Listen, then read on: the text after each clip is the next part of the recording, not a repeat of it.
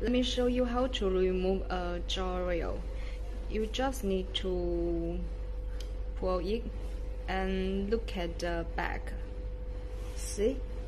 It has the plastic part, and you just need to use your finger to press it. See? It is very easy to remove the inner rail. Let me show you again.